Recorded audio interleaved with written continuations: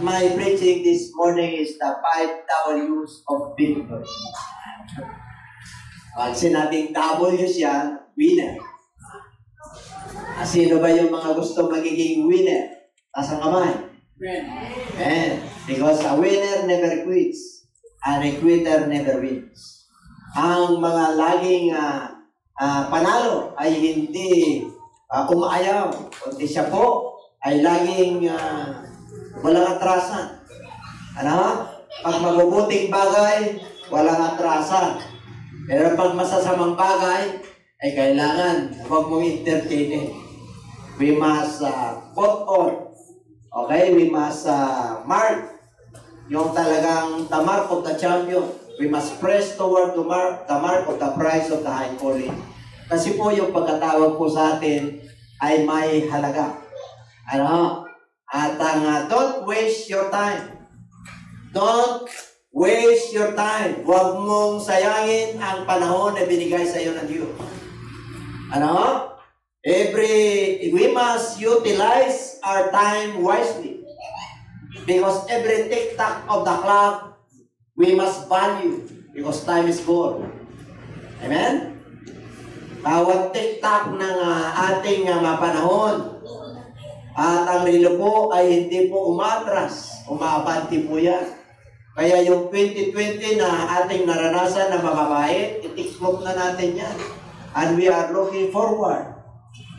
Yung mga mahalagang bagay, yung mga bagay na value, the things that are valuable, we must treasure it. Kailangan, mga kapatid, matalino po tayo. Kaya may kasabihan nga that time is gold, di ba? We must treasure it. Kailangan very meaningful po sa atin yan. Finally, my brethren, Philippians chapter 4, verse 8. Finally, brethren, whatever things are true, whatever things are noble, whatever things are just, whatever things are pure, whatever things are lovely, whatever things are of good report, if there is any virtue, and if there is anything praiseworthy, meditate on these things, the things which you learn and received and heard and saw in me, this do, and the God of peace will be with you. Yan daw ang ilagay po natin, no? Sa ating mga isip. Ano raw yung mga bagay na totoo, yung mga bagay na tapat, mga bagay na matuwid, mga bagay na dalisay, mga bagay na ng pag-ibig, whatsoever things are of good report, yung mga magagandang ulat. If there be any virtue, ito yung mga mahalaga. If there be any praise, kung may papuri dito, ito yung inyong mga bagay na dapat isipin. Ano yung mga bagay na inisip po natin? Negative? Yes, Lord, positive. Kaya nga, pagka ikaw po ay isang, sabi na po natin na nakahangat ng aim high. Meron tayong mga seminars minsan, always be positive. Yung mga negosyante po, yung mga professional, kahit na talagang nabigo sila ng ilang beses, sila po ay nagpupursige para yung kanilang goal ay maabot. Dapat ganun din po tayo. Kahit natupa po tayo, di ba? Tupa. Sabi ng Lord, nilagay ko kayo sa gitna ng mga asong kupa para maging matalino. Maamo, kagaya ng kalapati. Kaya ang mga tupa ng Diyos matalino. Paano ka maging matalino na tupa ng Diyos? Yung mga nakikinig at sumusunod. Yun ang matatalino. Alapakan natin ang Lord. Hallelujah. Kaya sabi niya, mga kapatid, ito yung mga bagay na nasa isip ninyo. Those things which you have both learned. Yung mga natutunan nyo, sabi ni Apostol Pablo sa mga taga-Pilipos. Yung mga natutunan nyo, yung mga natanggap nyo, yung mga narinig nyo, and heard and saw in me. yung mga narinig nyo at nakita nyo sa akin bilang ako'y halimbawa. Yun ang ibig niya sabihin. Ang sabi niya, ito yung mga gagawin nyo, and the God of peace will be with you. Gusto mo ng kapayapaan ng Diyos sa sayo? Ay kailangan ito ang ilalagay natin sa ating mga isipan. And everybody say amen. Hindi yung mga bagay na mapait. 2021 na po. Noong 2020, naalala ko yung aming ayuda, ganito. Tapos na hindi nababalik yun, mga nalangin ka sa Lord. Amen? Na iba ng mga ayuda sa iyo at Diyos na. Yan pa ba kayo? Ang sabi ng Bible in the book of Jeremiah, huwag kang magtiwala sa tao. Masakit, pero totoo. Ang tiwala dito na tinutukoy po, tiwala ka sa kapwa mo, pero yung level na tiwala talaga na palalim. Kaya sabi ng Lord, sumpahin ng taong nagtitiwala sa tao. Ibig sabihin yung mga bagay na po, na talagang hindi mo na kaya, ay sa Diyos ka na magtiwala. Amen? Yung mga itong problema na ganito, wala tayong pagkakatiwalaan kundi Diyos, tinatinala ang Diyos, siya lang nakakalam. Yung pandemic na to, naku mga kapatid, talagang isisinsun, talagang kung lagi kang nakikinig araw-araw sa balita, hindi ka nalalabas eh. Hindi ka nalalabas. Kasi ang tingin mo, yung katabi mo, baka ano to, may dala. Diba? Parang nadi-discourage ka na. Pero imulat nyo yung inyong mga spiritualized, mga pangako na Diyos. Anong sabi ng Lord? Heavens declares the glory of God. Ang langit, pag itingala mo yung ulo, tingnan mo po yung mga bituin, yun something. Meron kang mararamdaman na ang Diyos ay nandun. Na ang Diyos ang kumukontrol ng universe. Kaya nga, sabi ko, ang sarap ng oxygen eh. Ang sarap ng hangin. Kaya nga pag umaga pa lang, nagja-jogging ka na. Inhale, exhale. Inhale, exhale. Di ba? Eh kung may virus siya, nalakap na natin lahat.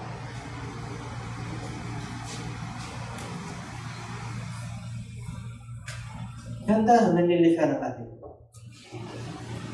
Kaya, ito po, yung mga bagay na ating gagawin. Kailangan, ano ngayon ang gagawin natin? Ilagay natin sa isip natin yung mga totoo, yung mga magaganda, yung mga kalugod-lugod sa Diyos, yung mga good report, yung mga lovely. Ibig sabihin, huwag kang maglagay ng ano dyan.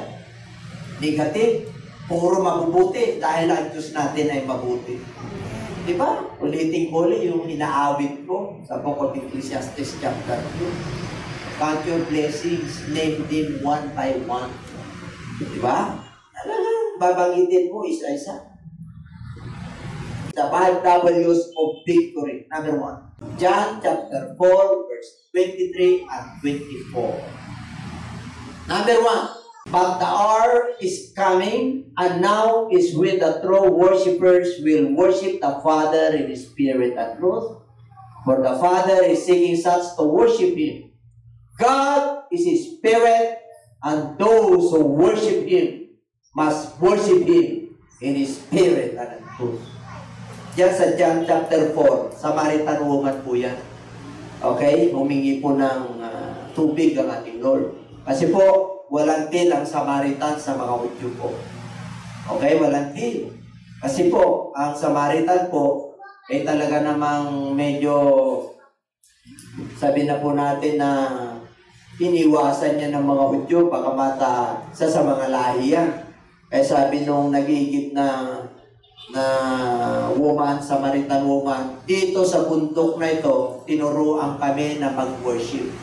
Kasi nandun sila sa Jacob's Well. Sa Sychar po yan. Ano nga, pag sumasalo po siya, yun, hinukay po ni Jacob yun. Kasi sabi ng Diyos, huhukay ka ng palud dyan. Kaya yun ang iniwan niya. Kaya doon sila nag-worship ang mga Samaritan, doon sa Jacob's Well. Ang sabi ng mga Hudyo, doon sa Jerusalem, doon ang worship. Anong sabi ng ating Panginoon? Ito na yung panahon. The time has come. That the true worshiper, di ba? Nandito na yung mga true worshiper. Kasi nakahanap ang Diyos yung totoong mga sumasamba. God is a spirit. Di ba? Ang Diyos natin ay spirito. Hindi po yung repulto. God is a spirit. And those who worship Him must worship Him in His spirit and in truth. Number one, you must be a worshiper. Amen? W yan. 5 W's of victory. Kung gusto mo na mananagumpay, you must be a worshiper. Okay. Pag sinabing worshiper, alam nyo na po yun. Alam nyo na kung sino ang yung sinasampa. Kaya wala kang katalo-talo. Pag gising mo pala, taas mo lang yung kamay mo, yung Diyos na Espiritu ang yung sinasampa. And everybody say amen. Kaya mananagumpay ka talaga. And he that worship Him must worship Him in Spirit. Sinabing Spirit, wala kang ibang i-imagine dyan. Kung ini-worship mo yung talagang yung sarili. Ganito mangyayari sa akin, ganito Spirit. Pag sinabing Spirit, hallowed be your name. Kasi minsan, nag-worship po tayo.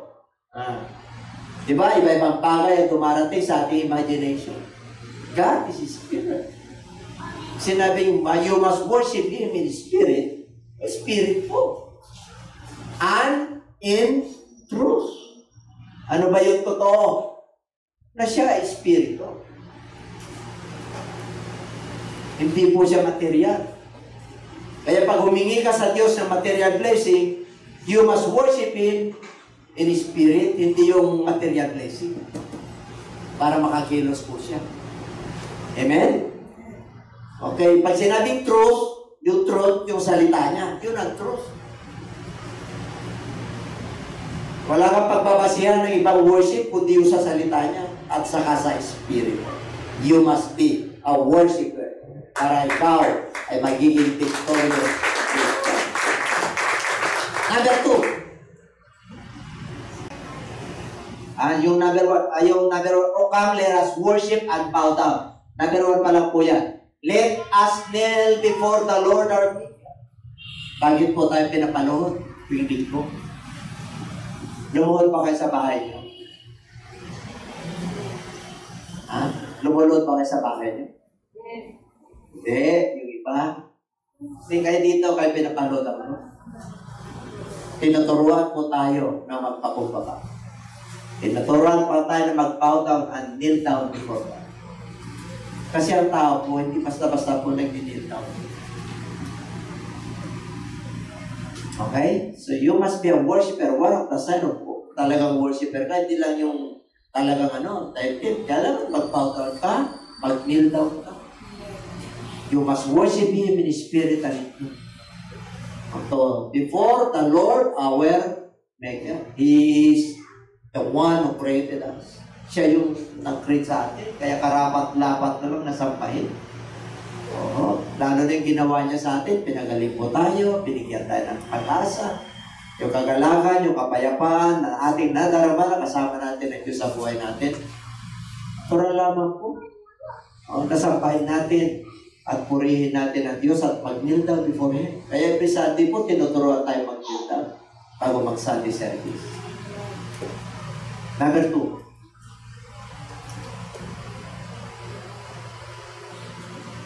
Number 2, you must be a warrior or a worker. Tingnan natin. 5 W's, worker, worshiper, and worker. Number 2, you must be a worker. Tingnan natin kung worker tayo. Basahin po natin. For he whom God has sent speak the words of God. For God does not give the spirit of fear. Okay. At ito po mga kapatid, ang Diyos po ay hindi niya minimation. Yung ibig sabihin, sinusukat. Biyaya sa biyaya po. Ang ibig pong sabihin dito, pag ikaw ay worker ng ating Panginoon, sala ng Diyos ang kanyang salita. Kasi worker ka eh. Kailan marami kang paon, marami kang alam. Kasi manggagawa ka na Diyos. Para magkaroon ka ng victory sa buhay mo, kailangan marami kang paon. Kaya na, minsan ang Bible hindi mo nadala.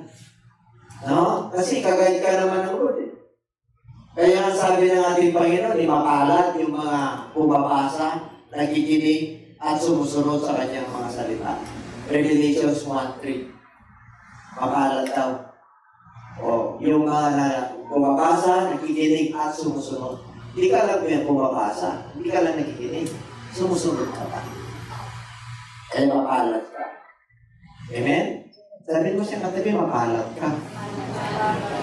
Baka magkamali kayo, sabi niyo, malapat ka.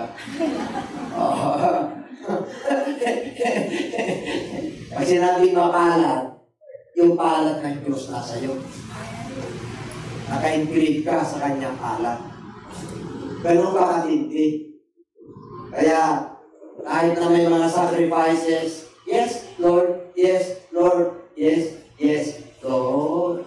Itong yes yun. Amen. Diba? Meron tayong fasting. Kailangan, yes, kahit may sacrifice. Para yung mga buwan, kailangan yung ating boses ay payabungin natin para malugod ang Diyos. Mag-sacrifice kayo ng oras. Huwag kayong makapura. Isang beses na lang po tayo magkita ng isang linggo. Kayo po ay nag-apura samantala ang Shabbat po ang alam sa Israel. Yung Shabbat po pagdating mo rin yung pronounce. Dating ng Shabbat po, 24 hours yan. Tayo po, wala pa ng oras dito, nag-apura na kayo. Para bang hindi maisan yung mga paayo kung saan po pupunta. Para bang init na lumabas pag nasa loob kayo ng iglesia. Dapat na, yung Espiritu na ho nandito. Amen. Samantalang 24 hours ang kapahingaan ng pagpurit, gumawa ng mabubuting bagay. Matutunan mo tayo. Ihandaan niyo po yung sarili na ito ay para sa Diyos. He must work the works of him who sent me while it is day. The night is coming when no one can work. Pag-worker ka ng ating Lord, ito po, itong John chapter 9, ito po yung since birth na blind. Tinagaling ng Lord. Tinanong siya ng kanyang mga lagat at ang mga tao. Ano sabi niya? Kaya ba nabulag yan? Dahil sa kanyang magulang, sa kasalanan ng magulang? O dahil yung ginawa ng batang yan? Ano sabi ng Lord? Hindi nabulag yan. Dahil sa kawawan ng magulang, ano man yung ginawa nila, o yung sarili ng bata. Nabulag yan para ipakita sa inyo ang kanyang kalwalhatian. Gumawa ng miracle ng Lord yan. Then kasi iniisip nila, pag nabulag yung bata, ano ginawa ka? Hindi, para mahayag ang kalwalhatian ng Diyos. Na mayroon talagang Diyos na nagpapagaling. Kaya nung ginawa ng ating Panginoon, tumura siya sa krib. At inano niya sa mata ng bata. Tapos sabi niya, hugasan mo sa siluan. Naghugas. Bumalik. Inusik yung bata. Tinanong ng mga kapitbahay, kaya sabi ng Lord, I must work the works of him who sent me while it is day. Ganun din po tayo. Habang malakas ka, habang may araw pa, habang may pagkakataon ka, trumabaho ka, gumawa ka, umayo ka, mag-share ka, mag-meditate ka, manalangin ka, sumamba ka sa Diyos. While it is day, kasi darating yung panahon, tayo manghina. You cannot worship and serve God when you are in the grave. Kaya sabi niya, love Him with all your strength, with all your mind, with all your soul, with all your heart. We must work while it is day. Amen? Kasi may retiring po tayo sa mundo ito. Amen? O mararamdaman mo na pagka,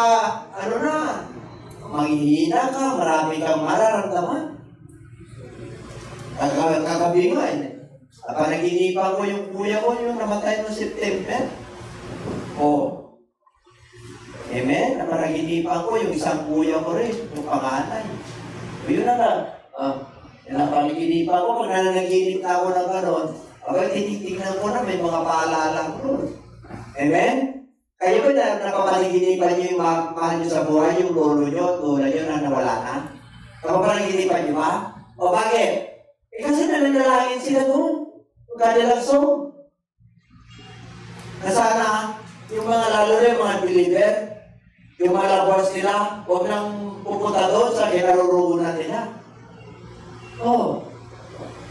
Nagpapaalala po ang ating Panginoon kasi sabi mo, mananampalataya ka, worker ka. Hindi ka member. Sinabi ng Lord make them disciples. Kaya tinuturuan tayo ng Lord. Lahat mo tayo dito ay disciples.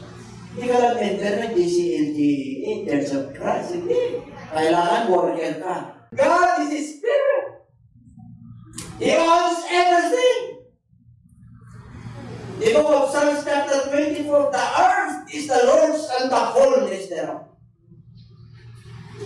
All that they that dwell therein, lahat ng mga nandito, Kanya. Yun yung Ama natin. Tayo yung mga anak. Tayo yung nakapagmana. Sabihin mo ulit, I am a worker of God. Palabakan natin ang Diyos.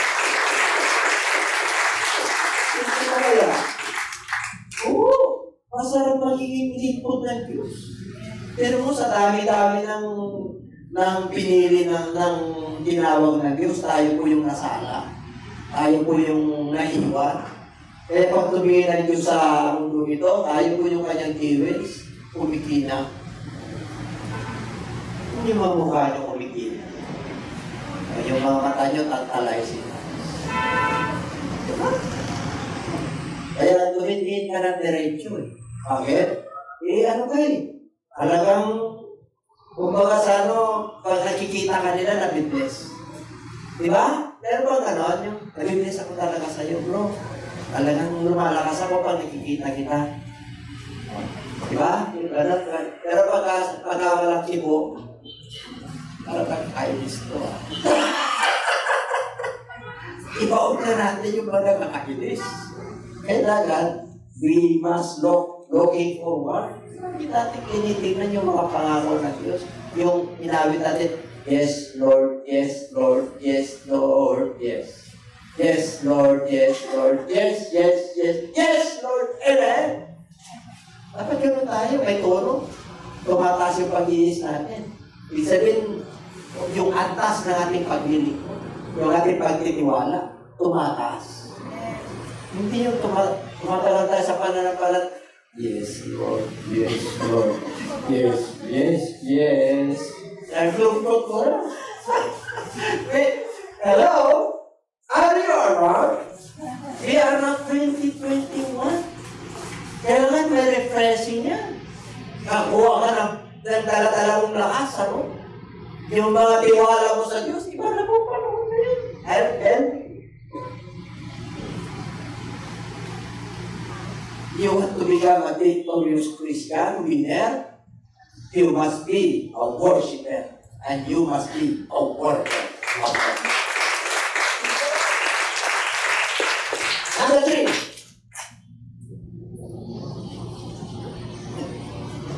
Ito, matindi ito, Ephesians chapter 6. Basta sinabi ng Lord na finally, natapos-tapusan niya. Finally, my brethren, be strong in the Lord and in the power of His might. Ibig sabihin, magpakatatag ka na. Magpalakas ka na. Kasi yung kapangyarihan ng Diyos ang kailangan mo. You know why? Di po, Ephesians 6:11, put on the whole armor. Kasi merong labanan. Pag sinabi ng Lord na put on the whole armor of God, may kalaban. May kalaban. Unang kalaban, demonyo. Pangalawa, sarili mo. Pangatlo, kapaligiran mo. Pang-apat, itong mundo ito. Panglima, yung the lust of the flesh, the lust of the eyes, and the pride of life. Ang dami. Kaya pag hindi ka kompleto ng sandata ng ating Panginoon, mahirapan ka. Kaya kinumpleto niya tayo. Kasi natin put on the whole armor. Buo yan. Mula sa belt hanggang sa breastplate, hanggang sa helmet, hanggang dito sa bit natin, kinumpleto tayo ng Diyos. Bakit? Ito laban natin.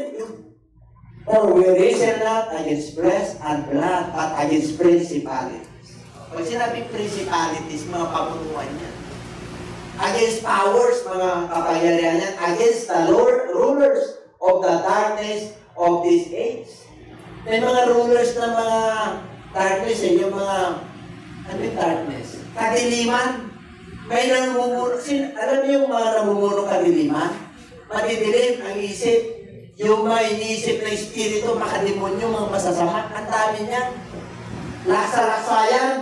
Yan yung kalaban po natin against spiritual host of wickedness in the heavenly places.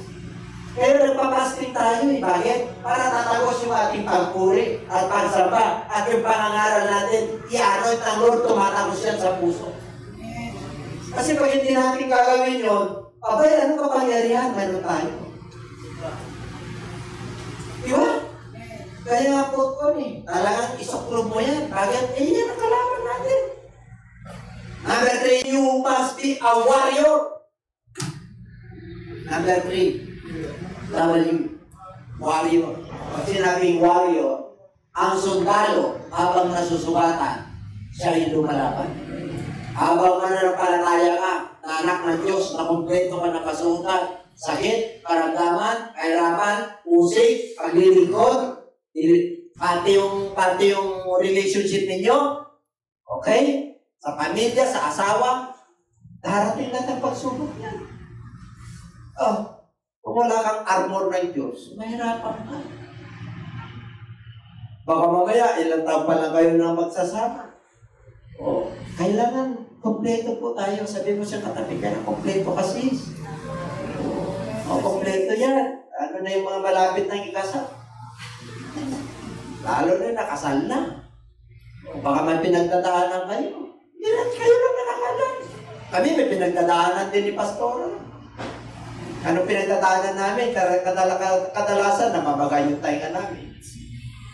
Bakit namabaga? Baka may paalala mo. O kaya may nakapasok na ragab, di mo nilibibis.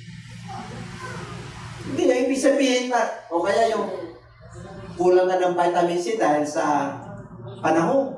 Kaya sabi ng doktor namin, pag nalaman, pag nangatin na yung tainga nyo, inom na kayo ng vitamin C. Amen? Bakit? Talagang magkakaroon ka ng pangangati ng tainga. Pag nangati pa rin at nabaga, ay hindi na vitamin C ang kailangan nyo. Baka may paalala ng Diyos. Baka bigay ka. May pinapagawa sa iyo ng ating Panginoon. Diba? Hindi pa ba kayo? Kailangan ba yung marunong ka mag-isip? Baka may pinapagawa sa iyo, hindi mo pinapansin. Yan pa ba kayo? Palakpakan nga natin ang Lord. Parang seryoso na tayo. Warrior! Ano pa bang warrior dyan? Ayan, you therefore must endure a hardship. Pag ka-warrior ka, talaga may hardship eh. Nakakita ka ng sundalo na nag-post up lang ng, di ba? Sundalo na. Pag sinabing sundalo, hardship yan. Ipapadil ka dyan, mag-post up ka dyan, o dyan, hanggang tangan yung tapat. Pagka hindi mo pa rin ako ka, o dyan, mag-round robin ka, mag-round ka dyan. Amen? May hardship eh. Yan ang sundalo ng Diyos. Kaya kung ikaw man ay nakakatamasa naman na may pinagdadaanan ngayon na mahirap, sabihin mo, I am a warrior of Christ. Dapat ganun tayo eh. Tingnan ko nga, masasabi niyo yan. Kaya tingnan ko nga, may pinaghuhugutan kayo. Tidak. Kasi baka mamaya bishop naman, in-exercise yung gano'n. Kaya lang yung pag-aaral. We must be a warrior. A soldier of Christ. We must be smart because we are the ambassador of Christ. If you are the ambassador of Christ, you're representing the kingdom of God. Ibig sabihin, you're king. You worship Him, the King of Kings and the Lord. Our God.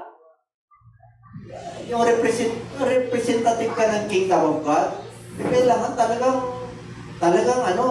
malalaman nila na, Bishop, Pastor, meron akong, pwede bang, ano masasabi mo rito? Di ba? Tinanong sa akin yung taga-Cagayan. Anong gagawin ko? Bakit? Nandito na raw yung vaccine. Magpapakuna raw ba yung mga kapatiran? Okay, hayaan mo lang muna sila magpapakuna, yung mga frontliners, yung mga government officials, kasi sila yung may budget. Amen? Saka na lang tayo, titingnan natin yung epekto. Be wise eh. Totoo naman eh. Ako, huwag ka na mag-alala sa sasabihin mo. Totoo naman eh. Sila muna. Ako, saka na lang tayo kasi kayo na po muna. Kaya nyo kami na ma-virus na. O titingnan namin yung epekto. Sila naman ang nakakalamang lahat ng bagay eh. Amen? Pero hayaan nyo muna sila kasi kano tayo kapait. Di ba? Mabait ang mga anak ng Diyos eh. Nagpaparaya, di po ba? Andiyan po ba kayo? Yun ang gusto ng Diyos eh. Di ba meron kaming Diyos. Kung sakali matarating yung virus, wala na kayo, bahala ng Diyos sa amin. Ganun lang naman yun eh. Parang hindi na kayo magalito. Soldiers eh. Hardship. Warrior eh. Hindi tayo nakikipagtugno, nakikipaglaban sa pamahalan, no? Nagpaparaya lang po tayo. Palapakan natin ang Diyos. Number 4, W's for victory. Matthew chapter 6, verse 10. Your kingdom come, your will be done, on earth as it is in heaven. Pattern niya ng Lord's Prayer. Number 4, your will be done. Kanina sa iyo lang yun eh. You must be a worshiper, you must be a worker, and you must be a warrior. Ngayon, sa Lord naman, magpasubmit ka na para makakaya mo yan. Ano yun? Your will be done. May kahirapan, may sakripisyo, your will be done. Kalooban mo ang masusunod, hindi kalooban para hindi ka mahirap. Para makaptan mo na ikaw ay worker, worshiper, at ikaw ay warrior. Para magawa mo yan, thy will be done, Lord. Diba ba kayo? Okay? Your will be done. Hindi mahirap ang buhay. Basta sinabi mo, Lord, napahintulutan po. Gagawin namin. Tanggapin mo lang. With all honesty. Nagkamali ka? Yes, nagkamali ako. Nagkasala ka? Yes, nagkasala. Pero magbalik loob ako sa Diyos. Amen? Maaari sa paningin ng tao, nagkasala ko. Pero alam ng Diyos na tinalikuran ko na yan. Kung yun ang tingin nyo sa akin, o tingin nyo sa amin, ang Diyos ang nakakala. Thy will be done. Amen? Tingnan nyo, meron pa dyan. Matthew chapter 26, verse 39. He went a little farther and fell on his face and prayed, saying, Oh my Father, if it is possible, let this cup pass from me. Nevertheless, not as I will, but as your will. Itong context na ito sa Matthew chapter 26, malapit na i-crucify ang Lord dyan. Humingi po siya ng panalangin sa kanyang mga alagad. Ginising niya po, binalik-balikan niya po sila. Sabi niya, pwede ba manalangin kayo? Ibig sabihin, hindi niya kayang yung salaman niya bilang tao. Pero mo naman walang kasalanan. Apuin niya yung kasalanan ng buong mundo. Kaya humingi siya ng support ng panalangin sa kanyang mga alagad. Kaya sarap ng tulog nila. Di ba? Ginising niya sila. Di man lang kayo makapanalangin ng isang oras.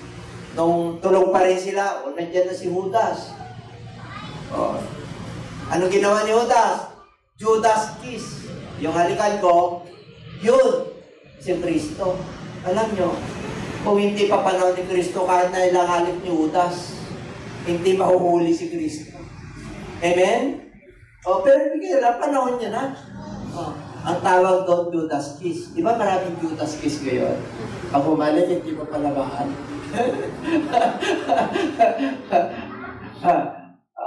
Hanggang sa harap mo, bait. Pero pag talikod mo, di ba?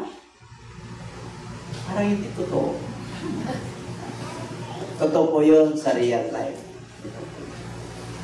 Kaya ikaw pagka-Kristiyano ka, ikaw pagka-worker ka, warrior ka, at worshiper ka kayo. Kasi sabihin mo lang, tayo will be done.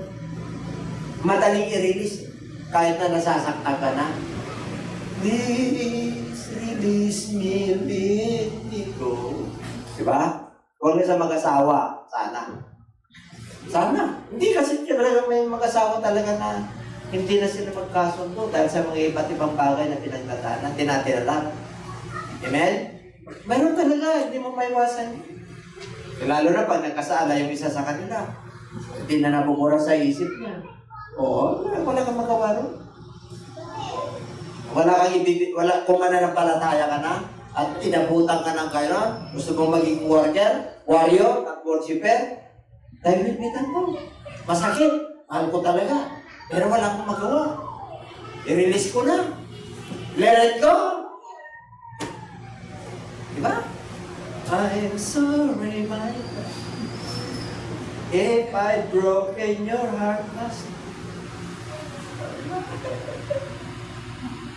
Pero pansamantala lang pag-love mo. Pansamantala lang, kinabukasan. I love you. Yung iba inaabot pa ng taon. Ha? Kaya di ang lamig na yung pag-ibigan ninyo. Pag ang pag-ibig ninyo na nagniningas ay pinaabot nyo ng isang oras, ako mga kapatid, magwawala yan. Kakabahan yan. Kung anong iniisip niya. Lalo na pag nagpaalam, naku, abulin mo na, baka magpasagasa. Hindi totoo. Ay maraming napahamak Oo. Kasi hindi na, pag-block ang mind ng tao, pag sarado na yan, hindi na niya, tuliro na yan. Ang kailangan mo lang niya, pag-pray mo. Sana po, i-guide mo naman. Pinag-pray ka rin, ay, guide mo rin. Nag-prayan kayo, mamaya-maya, pagbalik siya. Another day. Ang ganda, no? Lalo kayong nagbibigkisa. Nagniningas ulit yung pag-ibig. At pag ganun kayo, akot kayo talaga. Hanggang buhay kayo talaga. Diba? Totoo po yun. Kasi marami kami pinagdaanan kay si Pastora. Akala mo lang Pastorata. Kung ano pinagdadaanan nyo. Amen? Ano pinagdadaanan nyo? Minsan ang issue, budget. Tama? Parang wala kayong problema sa budget Sige, okay na yun. Let it go. Okay. Sunod na tayo kasi tayo binfitan Ito matindi. Number 5. Ito na. Ang penalty na talaga para victorious Christian ka. Well done! His Lord said to him, well done! Sinabing well done, magaling! Good and faithful servant. You have been faithful over a few things. I will make you ruler over many things. Enter into the joy of our Lord. Di ba yan? Yung tatlo sa'yo yan. Yung dalawa para sa Diyos yan. Nakuha nyo para maging victory ka. You must be a worshiper. You must be a worker. You must be a warrior. Pagka hindi mo na kaya, dahil will be done. Pagka nakapasa ka, well done. Sabi ng Lord, well done. Magaling! Nakapasa ka! You are faithful, servant. Tapat kang alipin. Pinagkatiwalaan kita na maliit, papagkatiwalaan ka sa malaki. Enter into the joy. Kaya lagi kang masaya Enter, rejoice, and kami.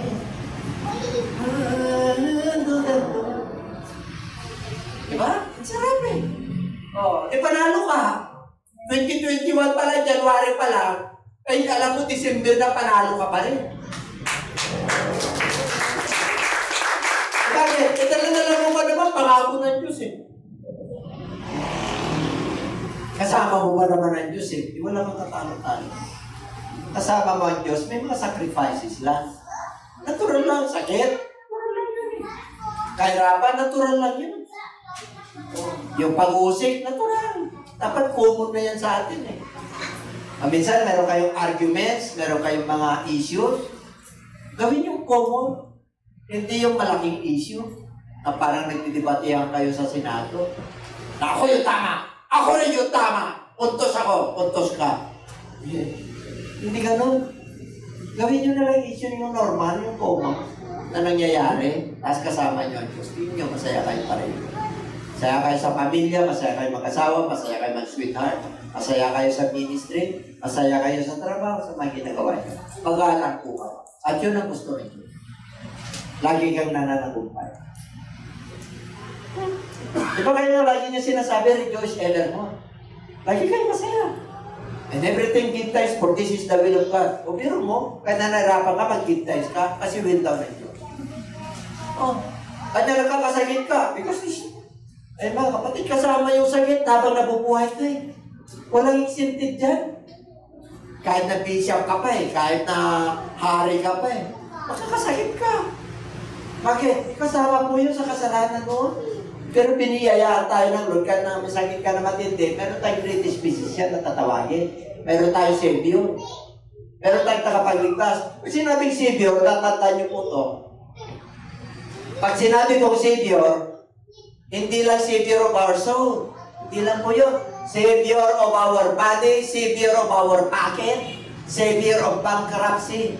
Siya magliligtas sa iyo sa pagkalugmok, sa pagkabangka. Savior sa lahat ng bagay. At hindi yung Diyos natin, napaka-great. Great God yan. Kaya kung ano man yung pagsubok na pinagdadaanan mo, kahit nakalo-kalang yan sa 1 Corinthians, hindi niya tayo bibigyan ng pagsubok na hindi mo kaya. Pag tumating yung mga pagsubok na yan, bibigyan kita ng daan para ikaw ay makaiwas. Marami ang ginagawa ng Diyos sa atin. Shall we clap our hands to God? Hallelujah. Praise to the Lord of the Lord. Glory to the King of Kings. Praise to the Lord of the Lord. Hallelujah. Sarap kasi mangaral eh. Amen? Sarap kasi mag-work here eh. Sarap kasi magiging disciples ng Lord eh. Sa anggaan eh. Kasi pag nalulugod mo ang Lord, bibigyan ka talaga ng kagalakan at kasiyahan.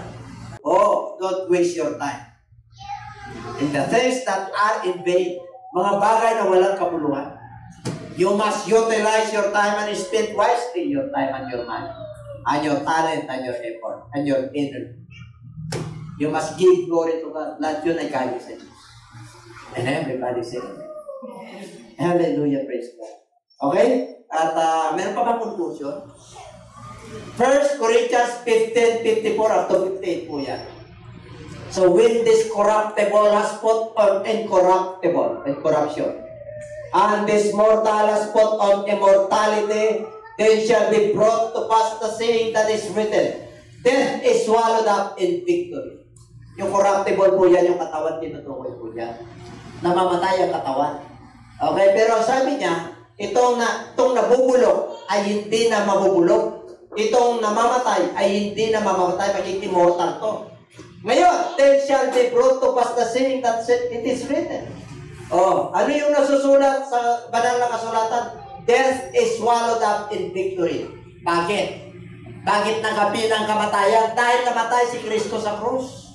Hindi lang siya namatay doon at inilibing, siya ay nag-resurrect. Kaya yung resurrection doon, victory.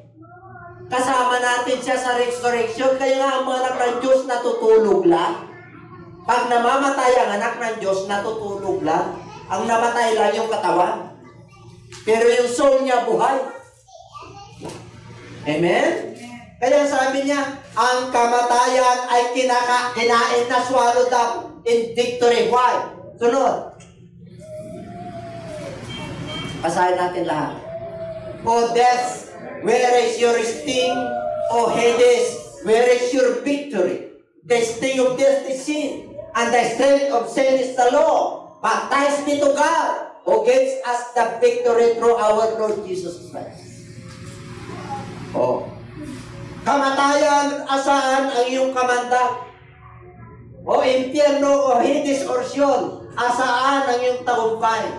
Ang kamandag ng kamatayan ay kasalanan, at ang lakas ng kasalanan ay kautusan.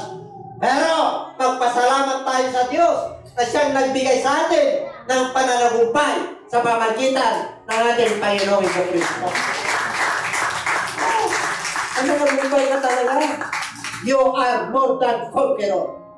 Sinabi na yan eh. Higit ka sa mananagumpay. Lagi kang victory talaga. Kahit na may karamdaman ka, nakangiti ka. Hindi ka nakangiti dahil may karamdaman ka. Hirap na hirap ka sa buhay.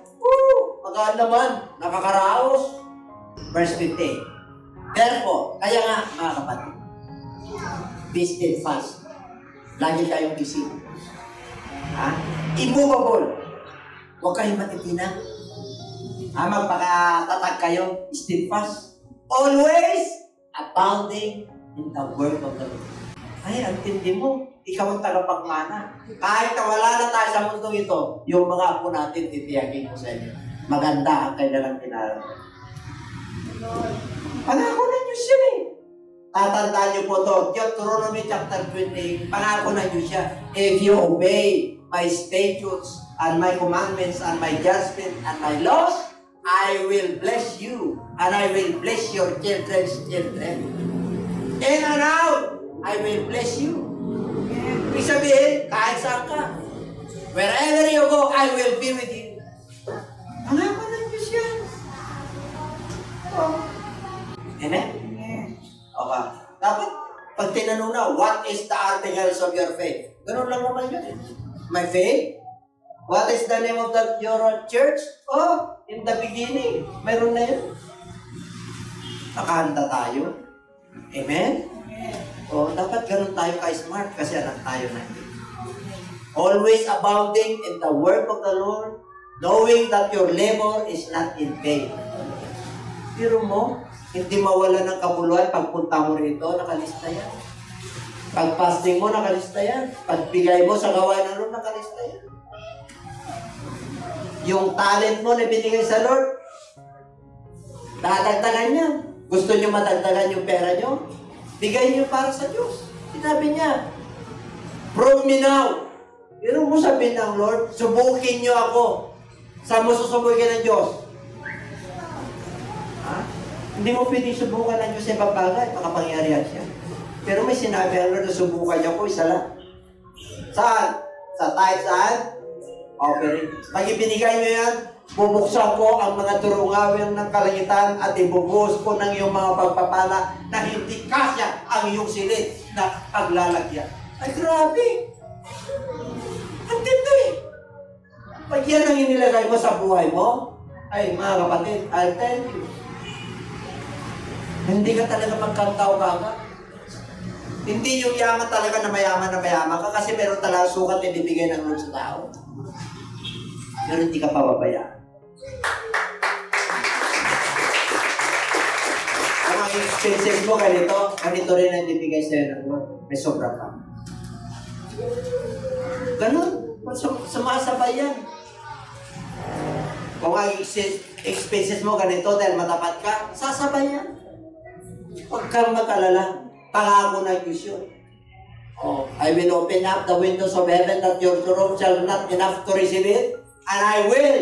Sinabi niya. Yung mga devourer, ano sabi niya? Tatanggalin niya at hindi ka niya papayagan na papahamak at maganso yung devourer, yung mga maninira. Ako, protektado ang yaman mo, kapatid. Oh, basta subukan mo lang ang Diyos sa pamagitan po sa financial. Ako, subok ko na po yan. Kaya hindi ako nag-aalala yung bukas.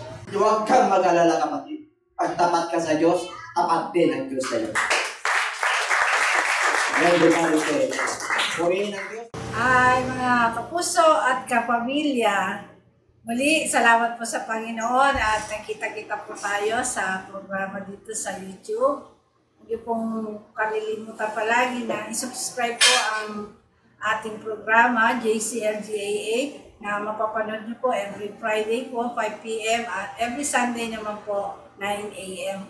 At sa ating po mga viewers na patuloy na sumusubaybay, pagpalain po tayong lahat ng Panginoon. At sa lahat po ng ating mga nanonood, na lalo na po yung mga bago, na hindi pa po nakakatanggap sa ating Panginoon at hindi niyo pa po alam ang salita ng Panginoon, nais po namin na ipaalam sa inyo ang mabuting balita ng ating Panginoon, na siya po ay naparito para iligtas po tayo.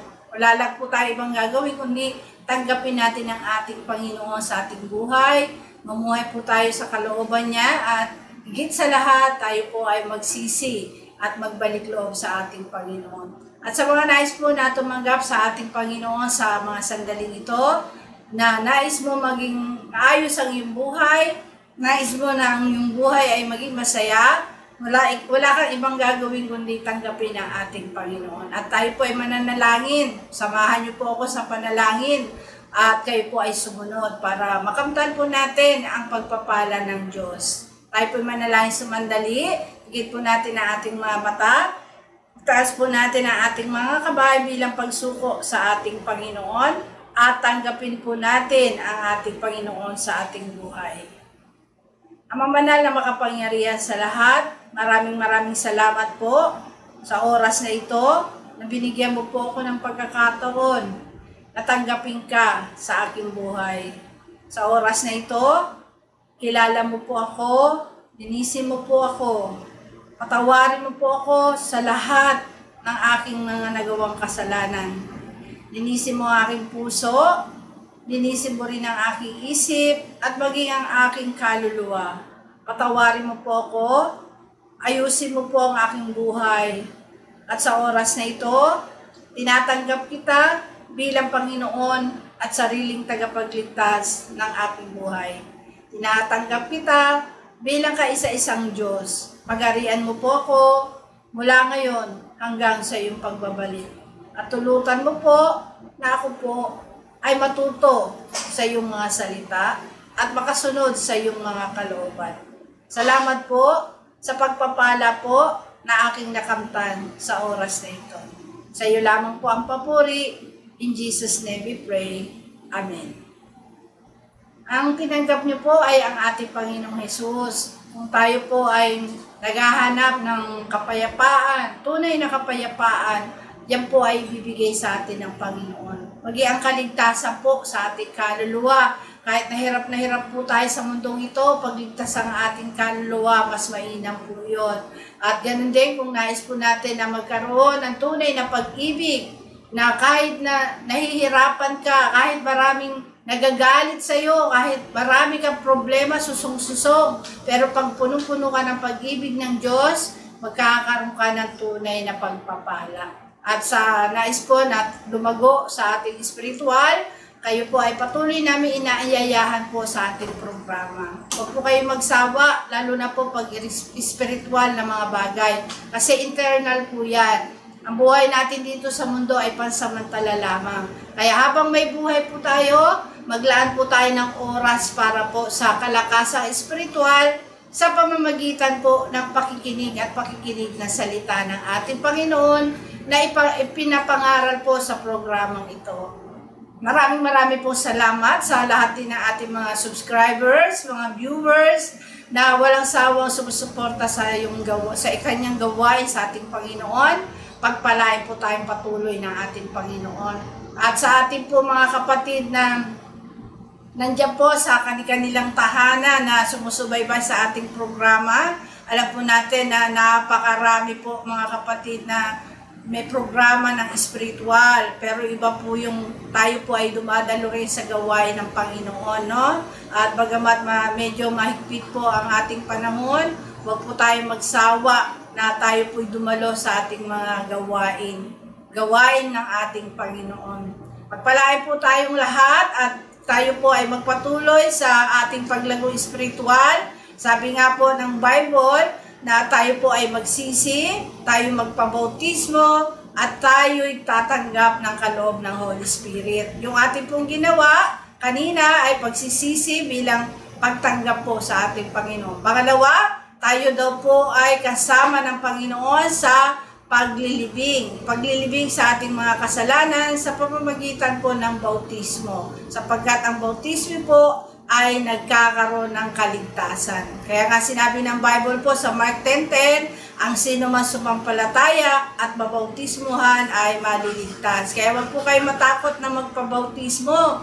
Kung nais nyo po natanggapin po ang tunay na kapatawaran at paglilibing sa ating mga kasalanan, kailangan tayo po ay mabautismuhan sa pangalan ng ating Panginoong Yesus. Bakit po sa kanyang pangalan?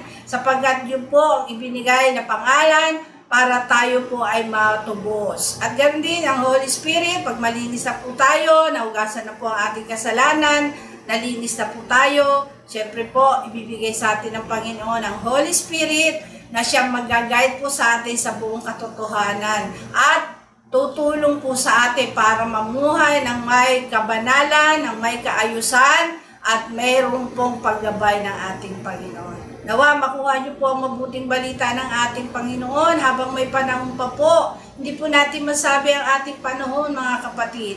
Hindi po natin hawak ang ating oras. Hindi natin hawak ang ating buhay. Ang Panginoon lang po ang nakakaalam. Mas maganda po, tayo po ay nakahanda sa pagbabalik ng ating Panginoon.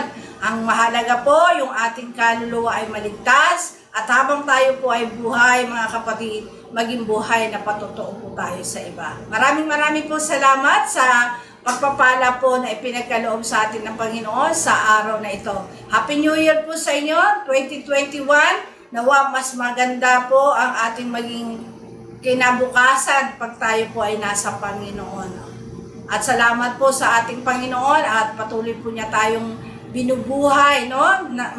Taon ng 2020, grabe po yung nangyari sa buong bansa. Pero wag po tayo mag-alala, magkasama po natin ang Panginoon, hindi niya po tayo pababayaan. Tayo po manalangin na muli para po sa pansamantala po nating paghiwa-hiwalay. Tayo po ay manalangin. Yes, oh God, we praise you. Amang mapagpala sa lahat, tunay na dakila ka sa aming buhay. Wala po kaming magagawa kung wala ka, Panginoon. Maraming pong salamat sa buong taon na iningatan mo po kami, binigyan mo kami ng kalakasan, ng hininga, Panginoon, upang makasama po namin ang aming mga mahal sa buhay. Salamat din, Lord, at patuloy mo kami binigyan ng kalakasan, pinakain mo kami sa araw-araw, dinamitan mo kami.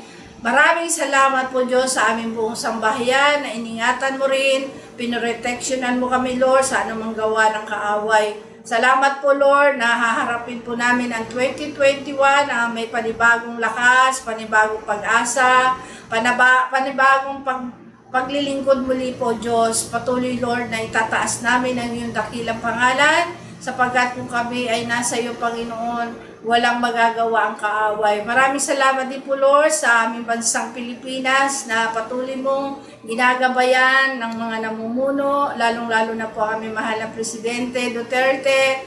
O Diyos, sa iyong mapagpalang kamay, patuloy po namin siya itinataas sa iyo, gabayan mo siya, at sa lahat na sumusuporta sa kanya, mga cabinet members, mga senado, Lord, senators, mga opisyales, Panginoon, nawa, bigyan mo sila ng gabay mo rin upang maunawaan nila at maayos po ang kalagayan ng aming bansa. Pagpalain mo rin, Diyos, ang aming bansa at marami pong mga tao, Pilipino, ang makakilala sa iyo bilang nag-iisang Diyos na buhay, na siyang nagbigay sa amin ng buhay. Amin kaisa-isang Diyos na naglikha ng langit at lupa, na sa iyo isasamba sa Espiritu at katotohanan, at matututo sa iyong banal na salita. Salamat, Lord Jesus, sa patuloy na pagbibigay mo po sa amin ng pagkakataon na makapaglingkod sa iyo through this social media, Panginoon, na maipahayag ang mabuting balita ng kaligtasan. Tulutan mo, Diyos, na maraming tao ang ma-enlighten, Panginoon, sa iyong mga turo. Maraming tao ang tatanggap sa iyo bilang tagapagligtas, ang Savior ng kanilang buhay, at higit sa lahat, mamumuhay ng may kapayapaan na nagmumula sa iyo. Maraming pong salamat. Patuloy mong pagpalain po ang iyong programa ng JCLGAA. Pagpalain mo po ito at gawin mo itong blessing at kalakasan sa lahat ng mga tao upang sila, O Diyos, ay mamulat sa katotohanan. Thank you, God. We love you and we praise you. Thank you so much. In Jesus' name we pray. Amen. Thank you and God bless.